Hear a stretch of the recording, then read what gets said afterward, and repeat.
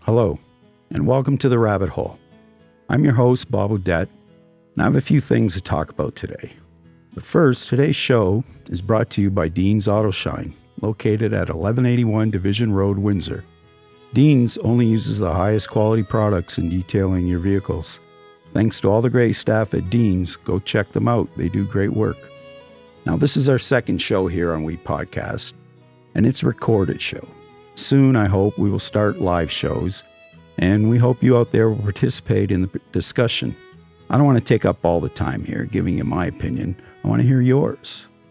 When I read the news online, the best part, in my opinion, are the comments under the stories. I love to see what other people are thinking. It gives you a good idea where you stand on an issue when you see where others stand. Some news outlets, like the Windsor Star, require readers to use their Facebook account to comment. That's good, I suppose. It got me back on Facebook after I left it for a year or so. But is that a good thing or a bad thing? I don't know yet. But at least the Windsor Star allows comments. Some news outlets don't. I live in Chatham, Kent, and the two main news outlets on the web there don't allow comments. That's why I don't look into their sites much anymore. Maybe the internet has spoiled me. For the first time in media history, ordinary people can add whatever they like to a story in the comments section.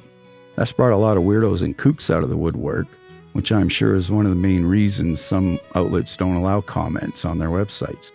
But when they do allow them, I love reading them. A rare few offer a totally different perspective on an issue, make you look at it in an entirely different way, and may change your mind. But a lot of comments are the same old claims brought up by others before and seem to hold a flowing with the herd mentality. One thing I can never understand is how people dump on the poor. Many comments on social issue stories dump on poor people living month to month on welfare that is paid for through our tax dollars. Personally, I don't know anybody who's collecting welfare from Ontario Works, which is what it's called now. I don't know when it changed its name. I remember when employment insurance was called unemployment insurance. I don't know why they changed that name. It's still basically the same thing, except they did tighten the eligibility rules over the years. Anyway, Ontario Works is the provincial organization that provides help, mostly money, to the thousands of people across the province who have trouble putting food on the table and a roof over their heads. And there are always going to be those people in a society like the one we live in. You can't get around it. In a society that allows some to get very rich, you're also going to have a corresponding group at the opposite end of the income spectrum. In the olden days, if anybody helped the poor, it was usually the church or the very rich themselves. But for the most part, the poor stayed poor all through history. It wasn't until the last 100 years or so that people began to think about what society as a whole could do to help poor people living within it. I suppose Charles Dickens got that discussion going with some of his descriptions of the poor in London, England in the 1800s. Steinbeck would be a good example of an American Dickens, with his stories of the Depression and the Dust Bowl that sent thousands fleeing farms for the promise of sunny California orchards.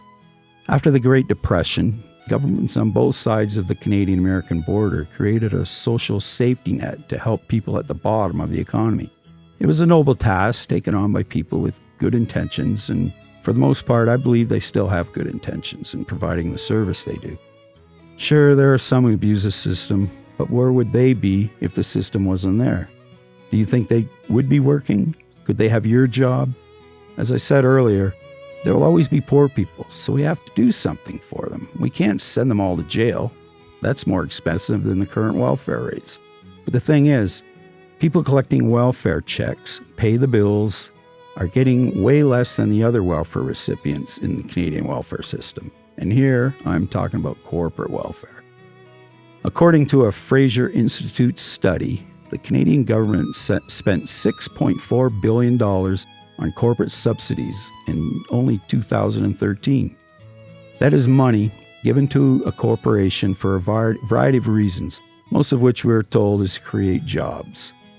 3 years ago, the Financial Post released a story that said between the years 1981 and 2009, the total spent by federal, provincial, and municipal governments on corporate welfare was $684 billion.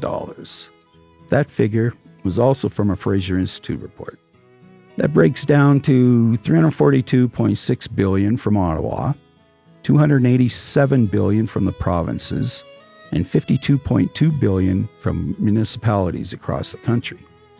The highest year was 1984 at $34.8 billion, and the lowest year was in 1998 with only $11.6 billion. So who got this money? The biggest recipient of national corporate welfare were businesses in the province of Quebec with $115.5 billion. They were followed by Alberta with $49.9, Ontario with $46.7, British Columbia with $34.5, and the rest range from $18.3 billion for Saskatchewan to $1.5 billion for Prince Edward Island. According to the study, Industry Canada gave a further $22.4 billion to private businesses, with the top 10 recipients getting $8.4 billion of that, or 38%. An individual example is the Quebec aerospace company Bombardier, who was a main character in a story Postmedia put out February 10th, 2017. The Trudeau government had just promised Bombardier a 4-year loan program totaling $372.5 million. According to Aaron Wudrick of the Canadian Taxpayers Federation, Bombardier has received more than $4 billion in subsidies since 1966 on 50 different occasions. He went on to question the competence of the Bombardier upper management in the face of so many bailouts and rescues. And as if all this tax money going to one of Canada's top industrial giants is bad enough, now there is flack coming from one of its chief competitors in the States, the Boeing Corporation. According to a story in the Vancouver Sun, just September 6th of this year, Boeing is complaining that Bombardier is selling its C-Series jets to American airline companies for prices far below the market value. And this is all because of the billions Bombardier gets in corporate welfare. In another story from the Globe and Mail, January 22nd of this year, an incomplete assessment of Bombardier's welfare checks totaled $1.3 billion since 1996, of which only $584.6 million was repaid. Now, that report was incomplete because Bombardier is currently in federal court to block access to information about their financial dealings with corporate welfare. There are also rules in the access to information procedures that forbid governments from revealing trade secrets, but I can't see how corporate welfare is a trade secret unless you are trying to hide something damaging to your business from competitors. Once again, privacy issues trump people's rights to know where their money is going in favor of those who are getting money. The Boeing Bombardier issue is also complicated by the fact that Canada has plans to buy 18 of Boeing's Super Hornet jet fighters. There have been reports of Trudeau threatening to cancel those plans if Boeing keeps pushing the unfair trade accusations against Bombardier. But all that ignores the point I want to make about corporate welfare. The politicians who push these policies tell us it's to keep our companies competitive, and more importantly, to create jobs for Canadians. But does it really create more jobs? When it gets down to it, a company hires more workers when its sales increases, and it has to raise production to meet demand. Without that increased demand, nobody new will get hired, so the money goes to other things like executive raises and bonuses. Automation is another avenue of spending that does nothing for the workforce and a region's employment numbers, except maybe to reduce those numbers overall.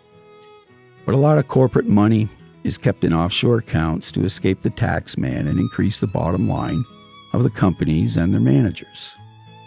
U.S. President Ronald Reagan's administration came up with the trickle-down theory that if you reduce taxes on the corporations, the benefits reach down to the roots of the corporation where the workforce increases along with their pay.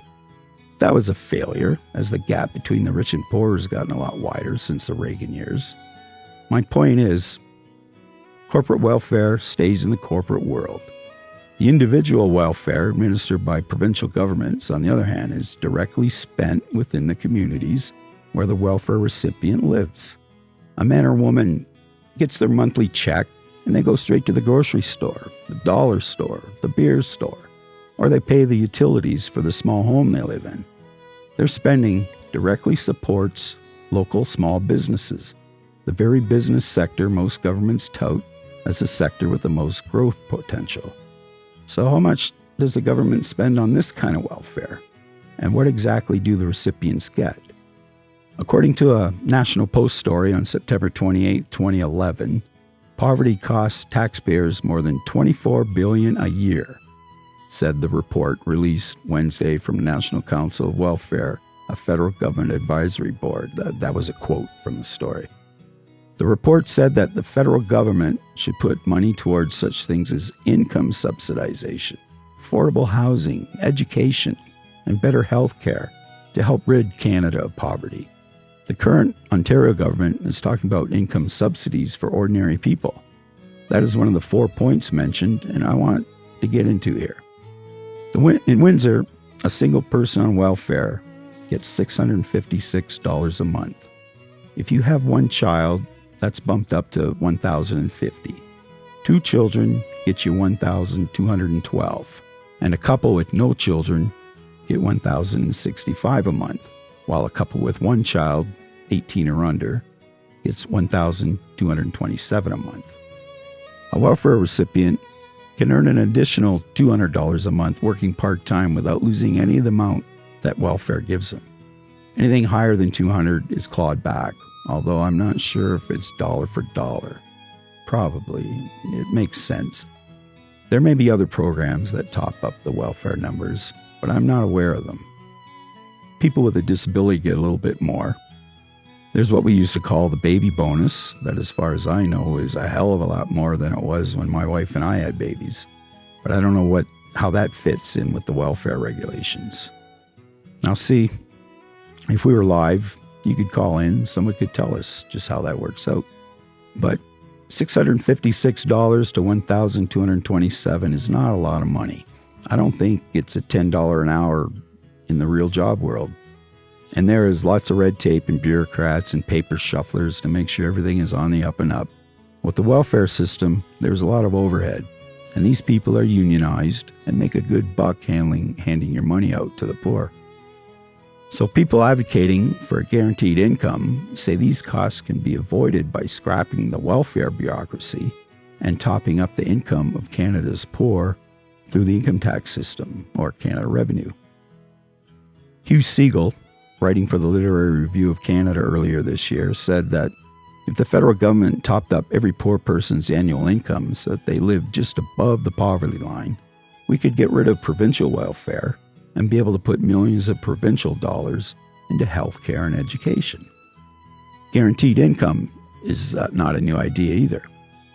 In the 1970s in Dauphin, Manitoba, the feds in the province conducted a 5-year program called MinCom.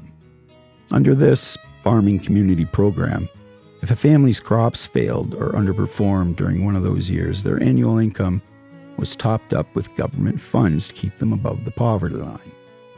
It was the first guaranteed income program in the country, and it cost a total of $17 million over the 5 years it ran. After the program ended, all the documents created by it were boxed and put away in some provincial storage system and forgotten until just recently. A woman named Evelyn Forget from the University of Manitoba Health Sciences Center sorted through 1,800 boxes of these documents in order to examine what the social effects the program had on the area of Dauphin, Manitoba. She found that hospital visits, including workplace accidents, domestic abuse, and mental health visits dropped by over 8%. She pointed out that an 8% drop in hospital visits across the country would save us over $17 billion alone. She also found that the younger people in Dauphin stayed in school longer because they didn't need to quit early and get a job to help pay the bills in a bad farming year. Siegel goes on to say the average cost now for a guaranteed income floor would be about $10,000 a year per person, and he contrasts that with the cost of keeping a person in jail, which comes in at about $60,000 a year minimum. I guess he thinks a lot of inmates in jail are there because they had to commit crimes to get by in the face of a poverty-stricken life. He may be right to an extent. when you think about it, how many of those $656 to $1,227 per month welfare recipients would be breaking into your home to steal something to pawn if they didn't get that monthly check? So with Evelyn Forget's analysis of the Dauphin files, one can see that the idea of a guaranteed income paid for by tax dollars has direct benefits to the community as well as lowering administration costs if it was done through an already established government agency like Revenue Canada. And if everybody got it, and I mean everybody, it would remove the stigma of being a welfare recipient and save many the embarrassment when the wrong person finds out and tries to voice their disapproval of the freebies these people get from our taxes. It would also reduce the costs of some lower-end jobs where employers could pay their workers less because they already are getting enough to get by on. One would be reduced to working for the extras in life, no matter what level of life you are living at the time. And unlike corporate welfare, a guaranteed annual income would almost all be spent in the community, in the stores and services our neighbors run and or work. In some respects, welfare and guaranteed income programs are the best job creation strategies our government could spend money on, as long as the administrative costs of delivering the service is low. Now, that's a bold statement that I'm sure many people disagree with, but I just want you to think about it. Maybe look up some details on your own, because it is probably going to happen sometime in the future. The world is getting smaller and more crowded. Old ideas based on the new frontier and the open lands of the 1800s are being eroded in the face of population growth and the need to develop more sustainable strategies in coping with all our social needs. What do you think? Can we just keep doing things the same way we've been doing for decades, or are new ideas required to meet the future in a way that benefits more people? We've created a society of rules and regulation that have allowed a handful of people to get very rich playing the game the right way.